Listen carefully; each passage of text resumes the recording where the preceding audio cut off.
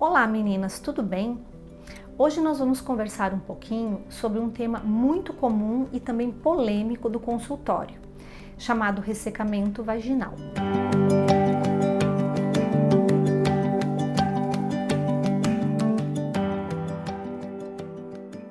Então, o que nós temos que saber a princípio? A nossa vagina, ela é formada por um tecido chamado mucosa, que é o mesmo revestimento de dentro da nossa boca. Portanto, ela é úmida por si só.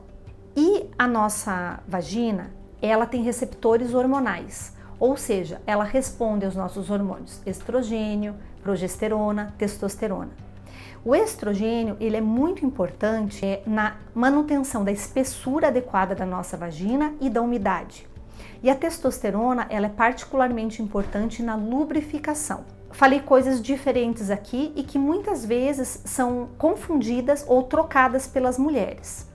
Então, quando eu falo de ressecamento, eu tenho que ter a ideia de que existem duas formas de ressecamento vaginal. Aquela que diminui a umidade natural da vagina e vai acontecer durante todo o dia, durante o dia a dia da mulher.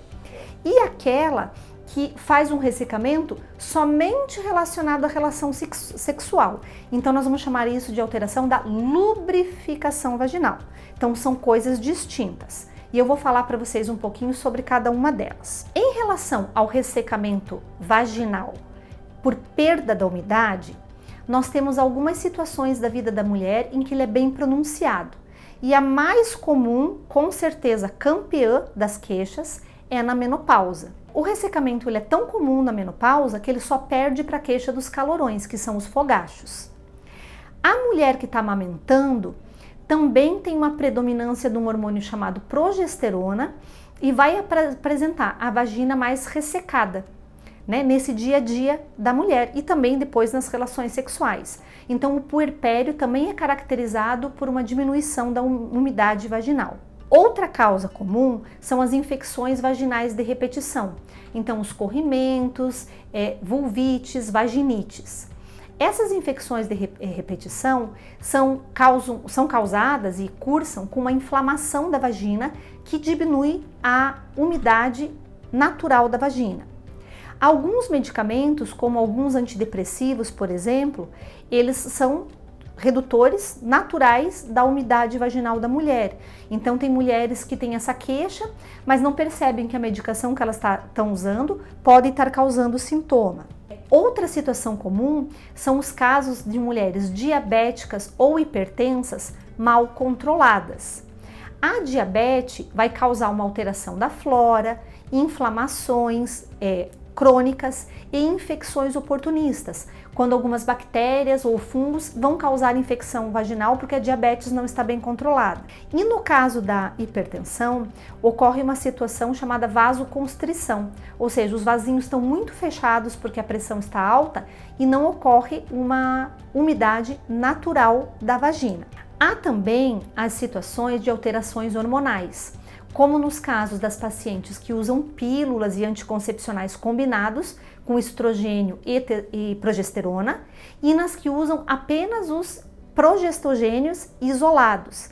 Essas alterações hormonais, como eu falei, a vagina tem os receptores, também pode causar redução da umidade natural da nossa vagina. Outro grupo, como eu falei anteriormente, é o grupo da mulher que tem ressecamento vaginal, mas ele é perceptível ou tão só relacionado ao relacionamento sexual, atividade sexual. Então seria uma redução da lubrificação vaginal. Isso é muito comum em relação a como a mulher está pronta para a relação sexual. Então a mulher que não tem a fase de excitação adequada e na relação sexual já parte diretamente para a penetração, ela vai perceber uma vagina mais seca. Se essa mulher tem redução do desejo sexual por inúmeros fatores emocionais, fatores psicológicos, excesso de trabalho, tensão, cansaço, quadros de ansiedade, de depressão, todas as situações que influenciam em si a excitação da mulher, a preparação para a relação sexual, podem fazer alteração na lubrificação vaginal. Também infecções vaginais, que vão cursar com inflamação, presença de bactérias, de fungos, deixam essa vagina irritada, inflamada e vão reduzir a lubrificação ou até mesmo piorar uma relação sexual. E ainda, em algumas mulheres, algum grupo mais restrito de mulheres, as que têm problemas com as glândulas de lubrificação. Nós temos as glândulas de Bartholin, que ficam ali na entrada da vagina, e algumas que ficam um pouquinho mais acima, do lado da uretra, que é o canal da urina, que se chamam glândulas de Skene.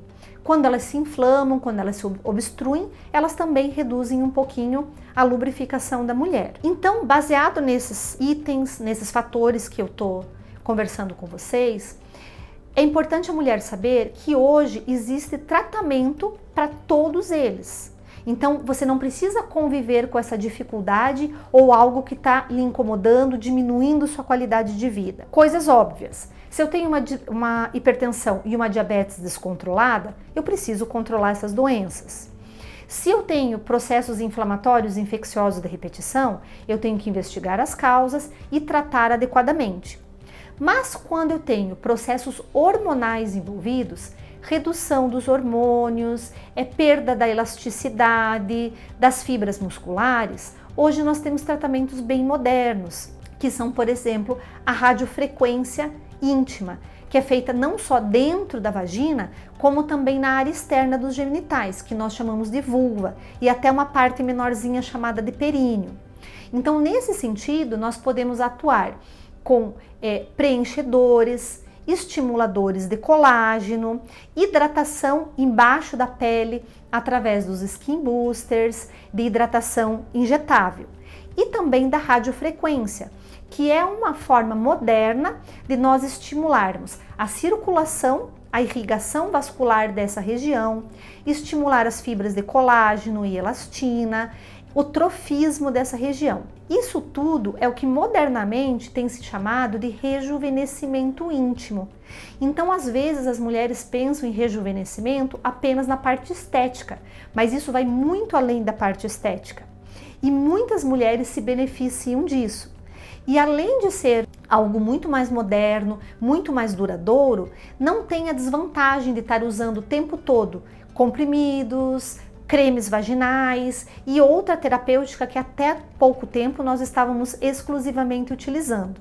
Há ainda também a reposição hormonal, importantíssima, e que hoje pode ser feita com muito mais segurança e muito mais eficácia quando eu utilizo os hormônios bioidênticos, como por exemplo nos implantes hormonais. Então deixei um apanhado aqui mais sucinto, mas que pode esclarecer as mulheres em relação a qual ressecamento nós estamos falando e deixar a mente de vocês mais aberta, mais informada para essas novas terapias, esses novos tratamentos. Então, se você se identificou com algum desses fatores ou dessas situações e deseja mais informações, mais conhecimento a respeito, vem, conversa com a gente aqui no canal, marca uma consulta com a sua ginecologista e resolve de uma vez isso tudo que está lhe incomodando. Espero que eu possa ter ajudado.